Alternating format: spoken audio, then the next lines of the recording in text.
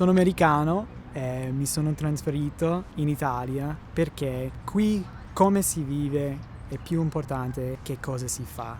E questa è la saggezza italiana che amo. L'altro giorno sono andato a intervistare il mio amico Cole, un americano che ha lasciato le colline della California per trasferirsi in pianta stabile in Italia. Hey, I'm already filming. Ciao. Buonasera. Come stai?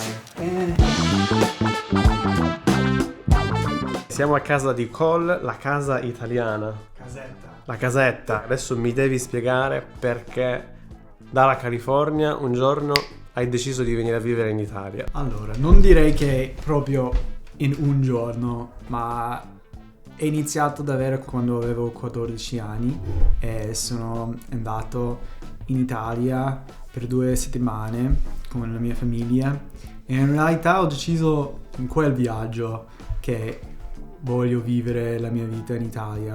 Sono caduto in amore, si può dire? Mi sono innamorato. Ok.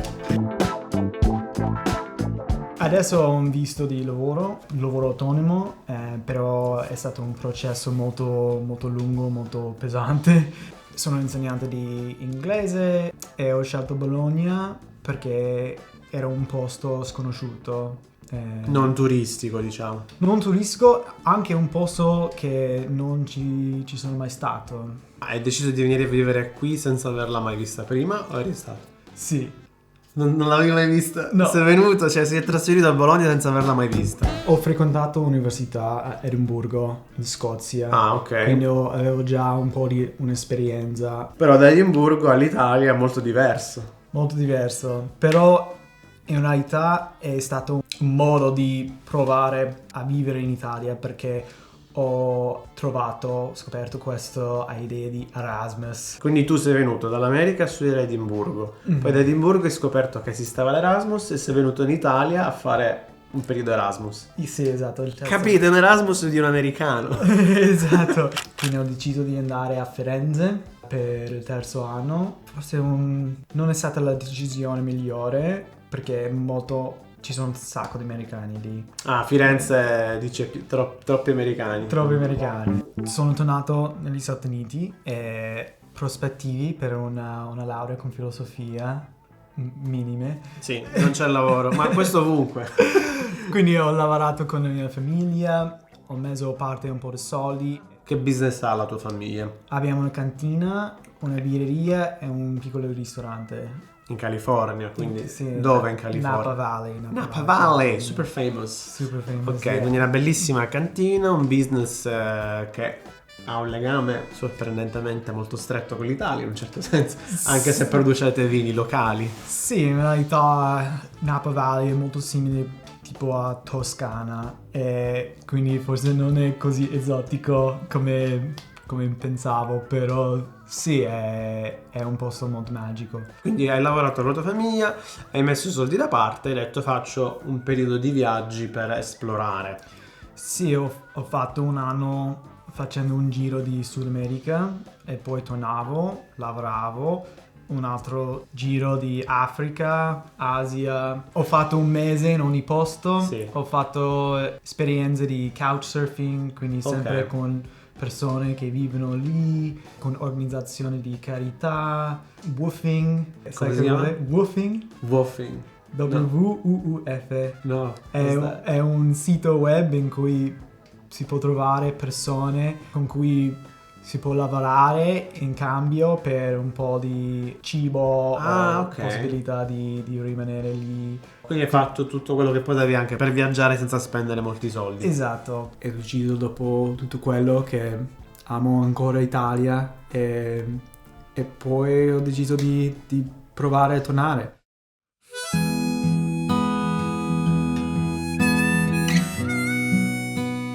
Una cosa che fai ogni giorno in Italia e che invece non potevi fare in America. Andare in bici ovunque. Andare in bici, ok. Ovunque. Perché negli Stati Uniti tutto è molto lontano, gli spazi sono incredibili e si deve avere una macchina per forza. Poco fa abbiamo visto la signora, mi dicevi, Sì. che toccava la frutta prima di comprarla. Ogni singola arancia. Ogni singola arancia. Per decidere l'arancia migliore. Trovi che le persone qua in Italia siano meno arrabbiate, meno stressate? Sì, anche c'è meno distacco tra sconosciuti. Tutti vogliono giocare, cazzeggiare un po' con gli altri. Cazzeggiare! Sapevo dall'inizio che voglio vivere fuori gli Stati Uniti perché ho visto la differenza nello stile di vita, anche un'esperienza diversa di sentirsi una parte del mondo, di avere interazione con tante persone, da diversi posti, con diversi costumi. Non lo so, è molto difficile articolare, ma è un po' come sentirsi un po' nel futuro, un futuro in cui c'è pace, c'è tante persone, ma c'è diversità che funziona. Che cos'è che ha l'Italia di unico che tu non hai trovato negli altri paesi che hai detto voglio vivere in Italia? Sembra una risposta un po' banale, però qui c'è bellezza ovunque, l'architettura, la moda, anche l'apprezzamento per vivere, per la qualità di vita, il come che si fa qualcosa, e tutto questo crea un senso di eleganza. Gli italiani guardano la vita come una commedia invece di una tragedia. C'è questa, in inglese non so la parola in italiano, ma lightheartedness. Leggerezza. Ma ora ti devo fare questa domanda. Venendo dall'America, il posto con una delle burocrazie più leggere al mondo, come ti sei trovato in Italia? Cosa pensi della nostra burocrazia? È veramente così terribile come immaginavi? Peggio, meglio? Peggio, direi. Infatti qualche volta sembra che niente è possibile in Italia con la burocrazia, con il tempo per fare le cose, è sempre 60 giorni, più 60 giorni, più 60 giorni, devi andare lì e lì e lì.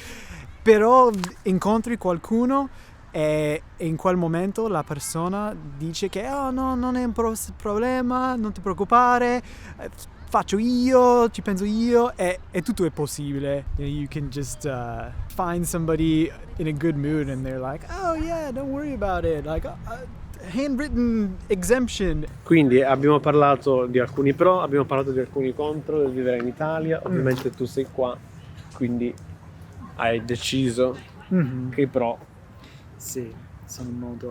sono più dei contro. Avvantaggi, sì.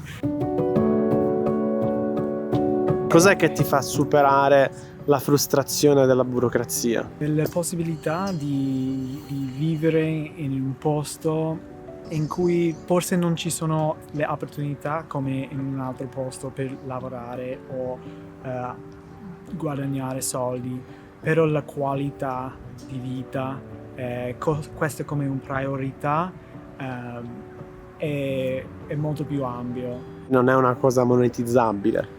No, esatto. Non ha prezzo. Non ha un prezzo. È un posto con un'energia, una magia che si sente. È un invito di godere la vita per te stesso, invece di giocare un gioco creato per te, accumulazione di cose, una carriera, tutto questo. Non so, alla fine sembra più saggio di vivere per te stesso, e questo è per me il messaggio di Italia, è trovare la bellezza nelle come di vivere, come si fa le cose, la vita, la famiglia, i rapporti, il cibo, la bellezza delle strutture, le cose per cui viviamo.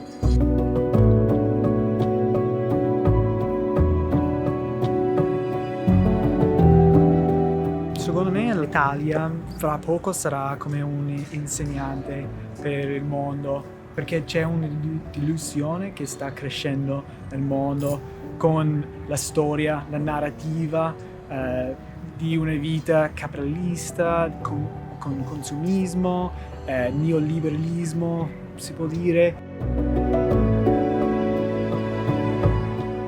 Ovviamente ho studiato filosofia, quindi ho una idea di Italia che è basato sul Rinascimento.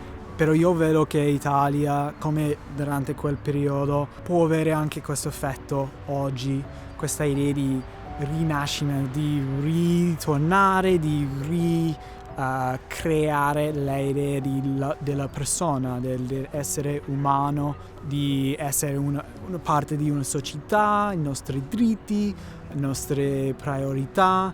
E come durante quel periodo un grande cambiamento, forse stiamo vedendo la fine di consumismo e poi c'è questa grande voglia di ritornare a una vita più semplice e noi come una generazione si sentiamo questa spinta, questo movimento di trovare qualcosa, trovare un lavoro, trovare un posto che ci dà una sensazione di crescita, di essere riconosciuto, e per quelli che avevano una educazione di prepararli per un mondo di lavoro, una idea di essere molto lineare, che tu devi avere un posto, una posizione, rimanere lì per tutta la vita, e per noi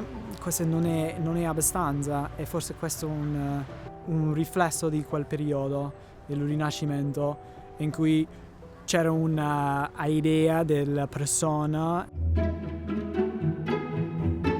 Nonostante queste cose bellissime che tu hai detto, in Italia c'è molto pessimismo, perché comunque sotto tanti aspetti la situazione economica, il fatto che non si fanno figli, eccetera eccetera, è molto pesante. Eppure magari ci sono delle cose positive che noi non vediamo. Tu che consigli dai a tutti quegli italiani che hanno una visione pessimista? Ci sarà sempre una sensazione di avere una idea che l'erba è sempre più verde di qualcun altro. L'erba del vicino. L'erba del vicino. Quindi forse come un consiglio direi che gli italiani dovrebbero fare un viaggio, un gap year, trovare un modo, mettere un po' in parte un po' di soldi e viaggiare un po' e vedere il mondo. Perché tutto il mondo vuole venire in Italia, trovano Italia come un posto speciale, meraviglioso. È difficile vederlo quando è l'unica cosa che sai. Forse con un po' di distanza sarebbe più facile di vedere che hai tutto qui, che hai qualcosa, una saggezza che non è ancora apprezzato per te, però è lì.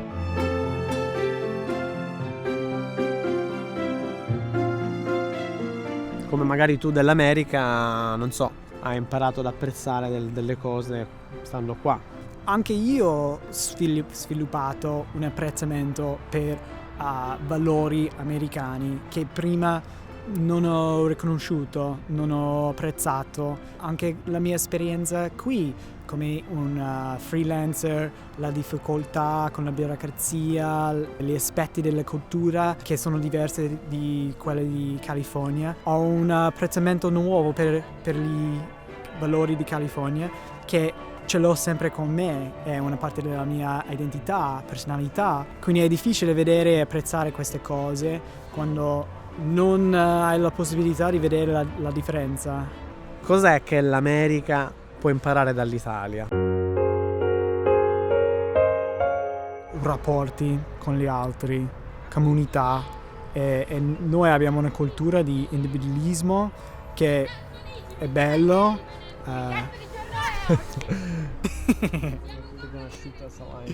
No, purtroppo.